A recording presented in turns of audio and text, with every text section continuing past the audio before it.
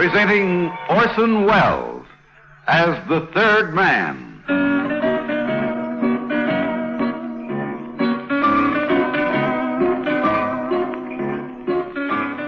The Lives of Harry Lime, the fabulous stories of the immortal character originally created in the motion picture The Third Man, with zither music by Anton Karas.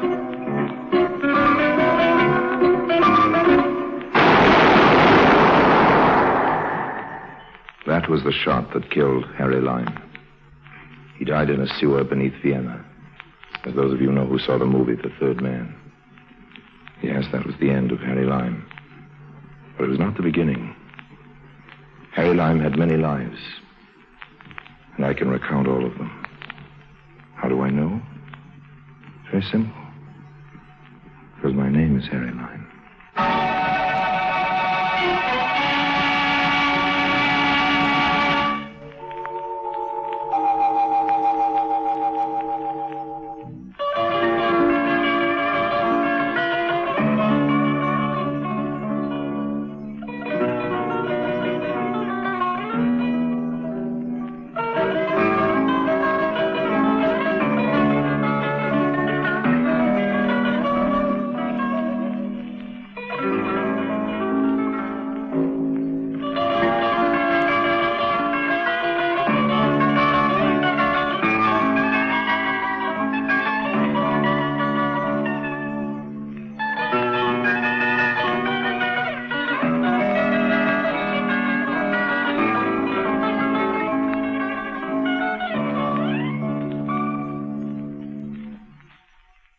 And now, Orson Welles as Harry Lime, the third man in See Naples and Live. Once upon a time, there was an exquisite and huge emerald locket which spent most of its life looking out at the world from the rather fleshy neck of a Mrs. Donaldson as she waddled like a golden duck across the international social horizon. I had a rather strong desire to change the habitat of this particular locket from the neck of this particular lady to my own particular itching palm. It was Naples before the war. Enter. You kept me impatient for an hour, Mr. Lime. I'm sorry, Signor Rubio. I just flew in from London, forgot to move my watch ahead.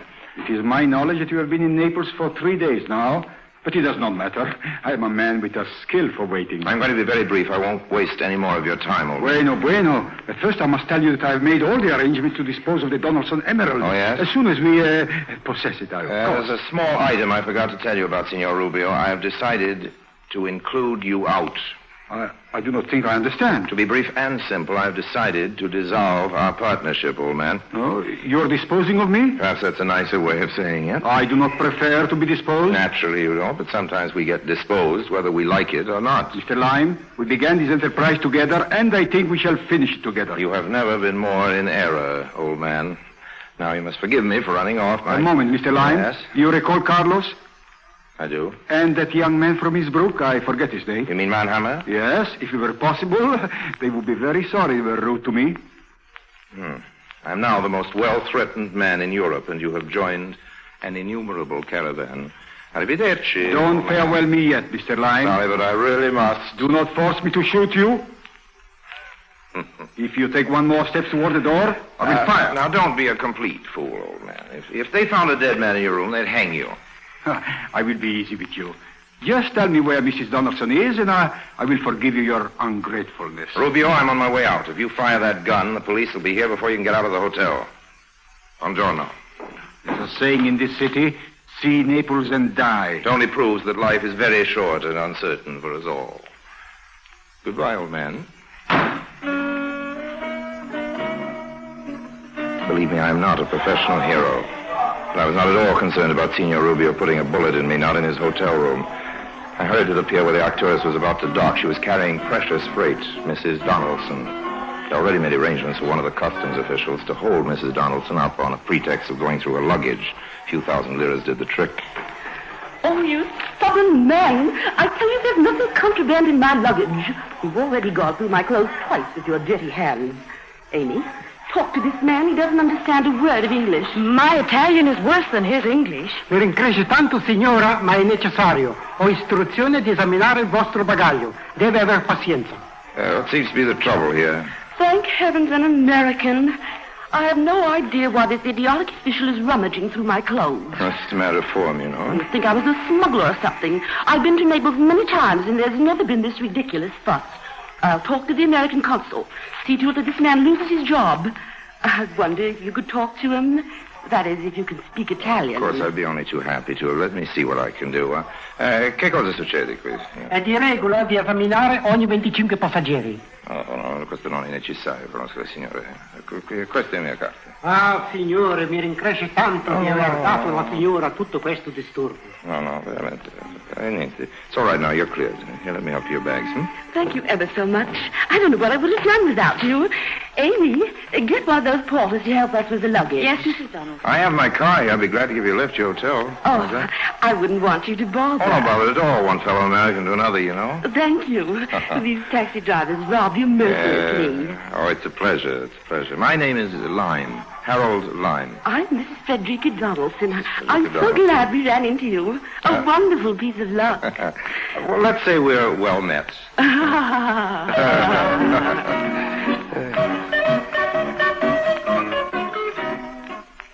Loveliness was gracing my car. Loveliness in the form of the emerald locket around Mrs. Donaldson's neck, and loveliness in the form of Amy Collins.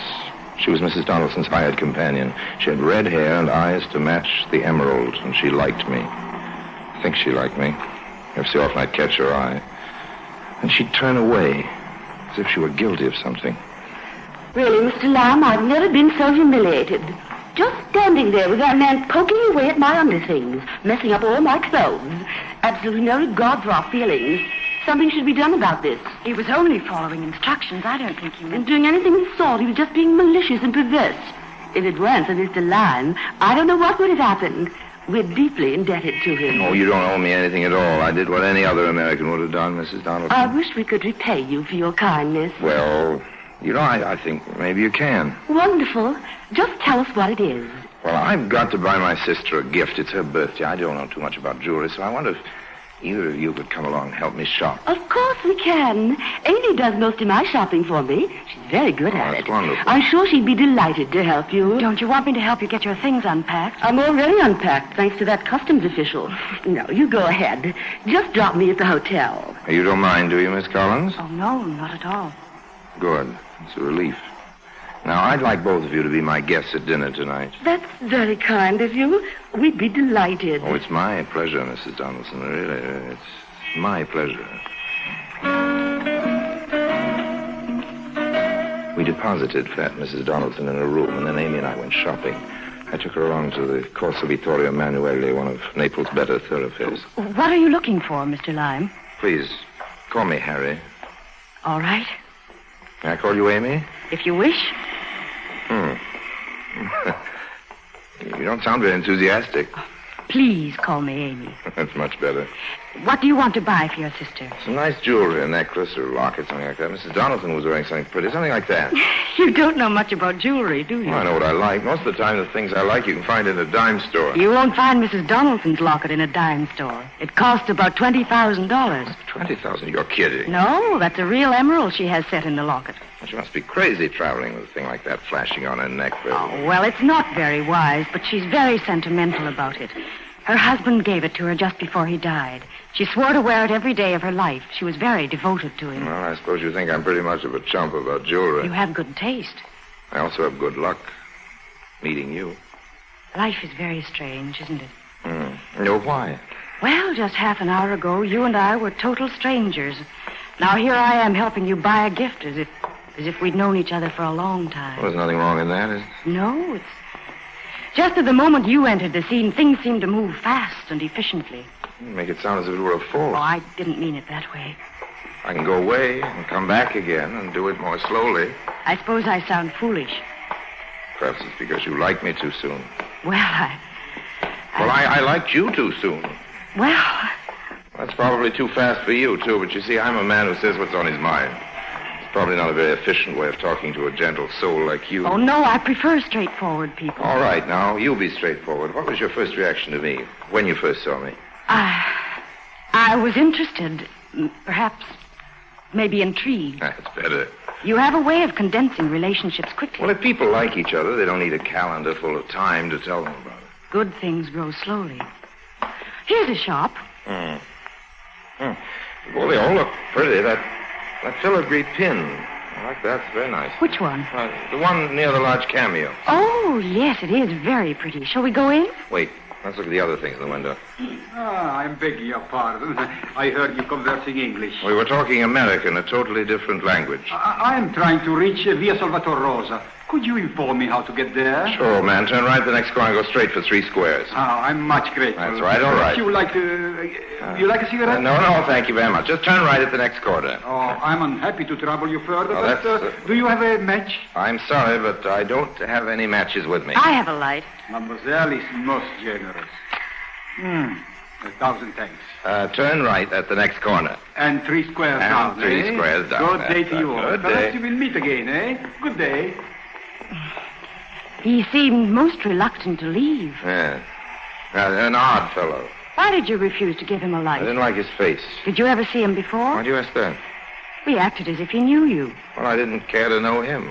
I think you gave him the wrong direction. Well, it could be. It seems that if he followed your directions, he would find himself in the Bay of Naples. I'm sure it won't dampen his spirits. Should we go in now? Yes, of course. There's just one thing I'd like to ask you. I'll answer anything you want. What do you do for a living? For a living? Oh, I'm a dealer in objets d'art. I wander through the world, collecting the best things. Sounds very interesting. It is. It's often quite exciting.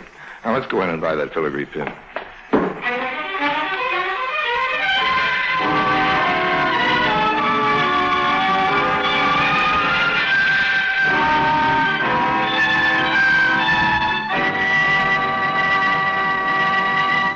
Orson Welles returns in just a moment as the third man.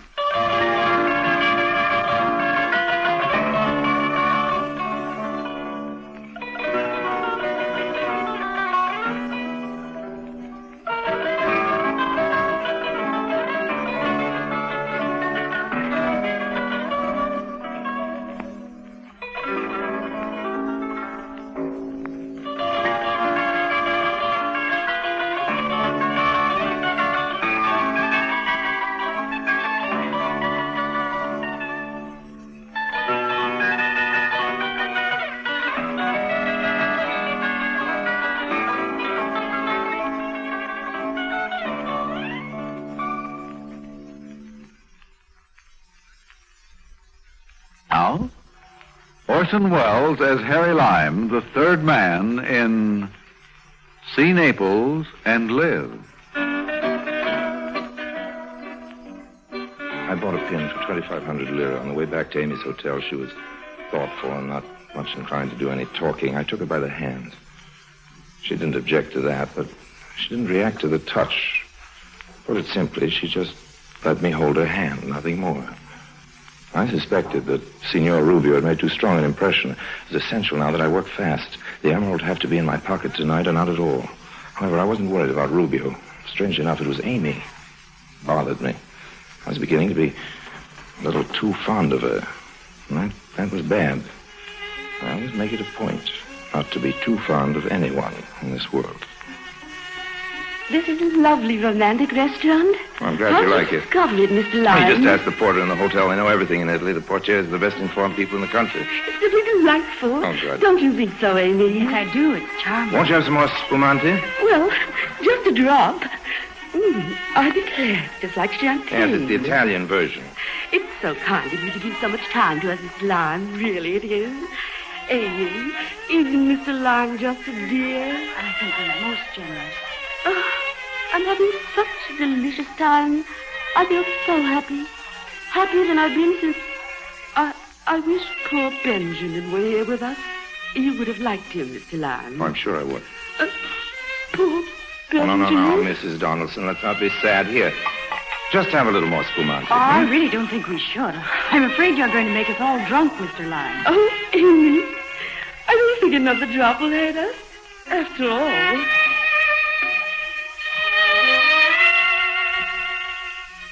By this time, Mrs. Donaldson was becoming thoroughly relaxed. Spumante is a fine relaxer. I stirred the champagne with a wooden swizzle sticks, the bottom of which was well laced with phenobarbital. My keynote for the evening, as you can see, was relaxation. Before the evening was over, my emeralded guest was going to be the most relaxed woman in all Italy. The spumante bubbled and frothed over as I stirred it. I know I shouldn't have another glass, but Perhaps you had better stop, Mrs. Donaldson. never. I just feel so wonderful. How about you, Amy? All right. A toast to us. May we always be as happy as we are now. A toast to you, Mr. Lyon. You wonderful, wonderful man. I patted her neck. I wanted her to get used to the touch of my hand against her neck. She withdrew a little. Her neck had become super sensitive about the locket. As we drank, I studied the clasp on the locket. It was a simple device. You turned a tiny wheel, and it released the catch. Just a twist of the wrist. The musicians are going to play again. Come here. Please, Mr. Lime, no more spumante. No, I have a special surprise. Yes, signore? Have the musicians come over here. Yes, signore. Oh, isn't that sweet? That's a lovely gesture, Harry. I thought you'd forgotten my first name. Here they are, signore. What would you like them to play? What would you like, Mrs. Donaldson? Oh, I can't think of a thing. How about some Neapolitan songs? Per favore, a monastero Santa Chiara. Cantatelo.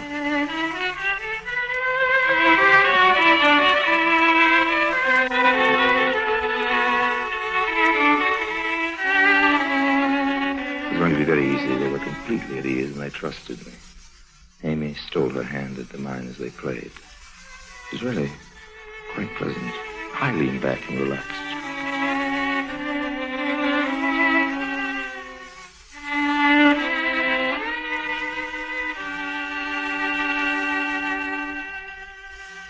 That was just beautiful. Very good. Thank you. Molto grazie. Here's something for the lads. Oh, grazie, signore. Did you enjoy it, Mrs. Donaldson? They played divine. I have a wonderful idea. How would you all like to go for a drive to Pompeii? At this hour? Yeah, it's only 10 o'clock. It's a full moon. It'd be quite a thrill. I'd adore to go.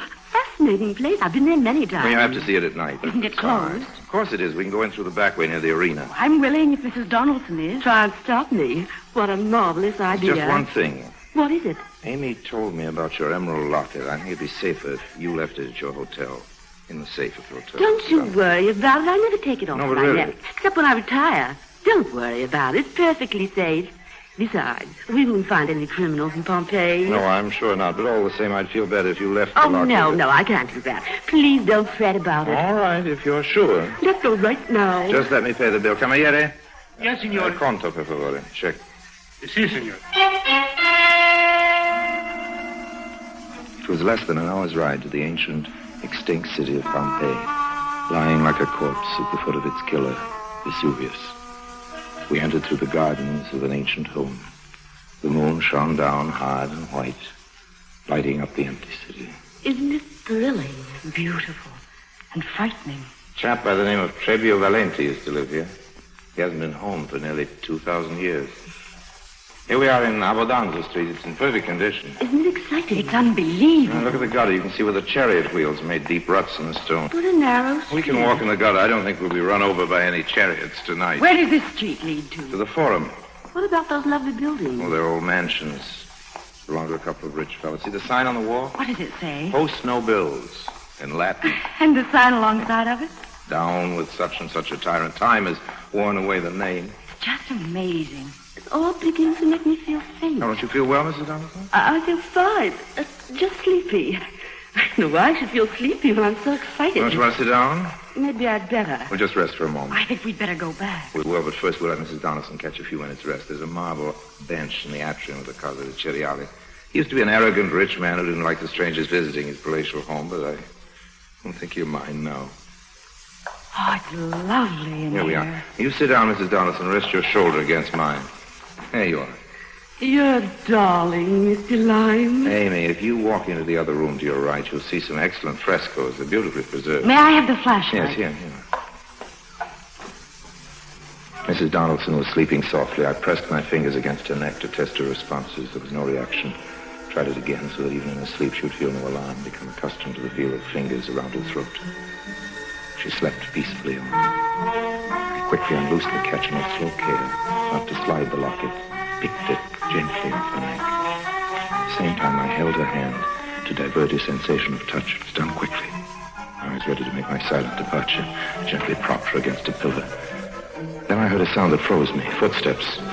Footsteps, and they weren't Amy's. Who's there? What's the matter? I caught a glimpse of him. It was one of the guards. There was only one thing to do, run. Starless Stabione, I turned the corner and ran into one of the old Roman baths. I made for one of the rooms, expecting it to have another exit. It was dark, and I fumbled around. I had a very unpleasant feeling when I became aware that the only way out was the way I came in. I reined back. It was too late. My pursuer was standing at the entrance with a flashlight in one hand and a gun in the other. It was not a guard. It was a ruby. You see, Harry, fate has thrown us together again. It's still around her neck. The locket, please. I just told you. I'm not in my hotel now. This time I will kill you. Give me the locket. I'm not a usually reckless fellow, but this time I did a very rash thing. I rushed him. He fired. The bullet tore a hole in my shoulder, barely touching my skin. I wrestled with him. He fell on the marble floor. He was wiry, very strong. In a few seconds, it was clear that he was in far better shape than I. Then he hit me a very rude blow on the head with a gun. And I abandoned the fight. For a moment, I just lay there thinking what a very evil moment of my life this was. Now, the locket. Okay. Thank you. And now I think I will dispose of you for having caused me all this trouble. Check the revolver, signore, altrimenti tiro. That's the police, Ruby, old man. You're caught. Momento. Caught red-handed. Come here. Oh, but the emerald. It doesn't belong to you, old man. Better go along quietly with the police. God, Look, there's some more of them coming through the door. No use putting up a fight. Remember what I've always told you, old man. Crime doesn't pay.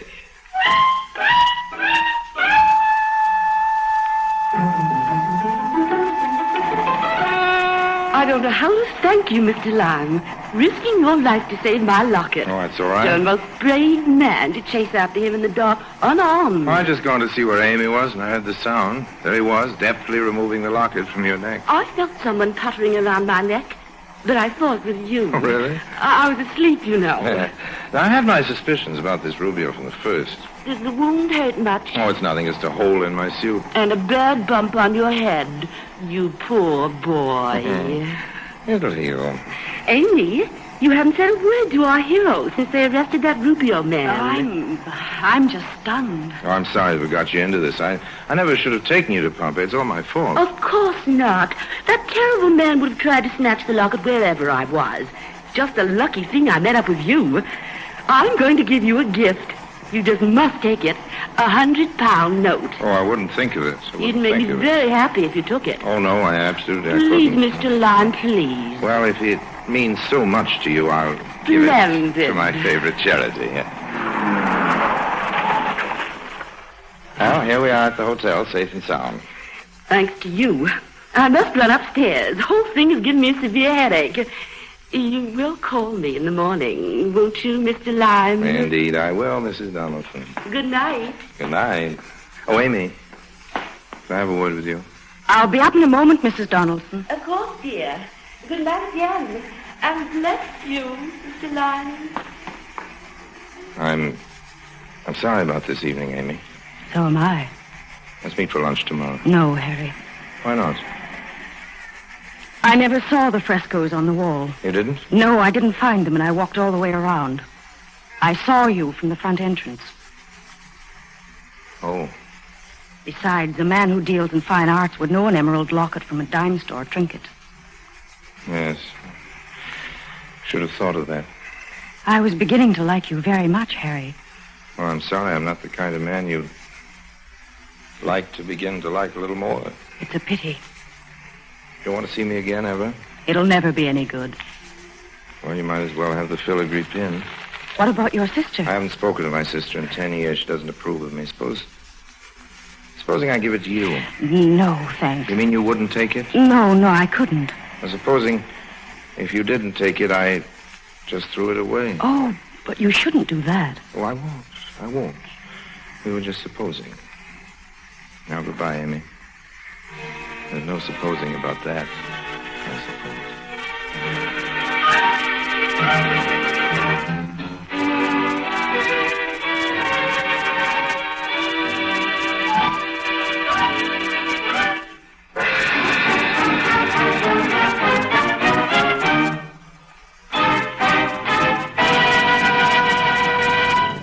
Harry Lime returns in just a moment.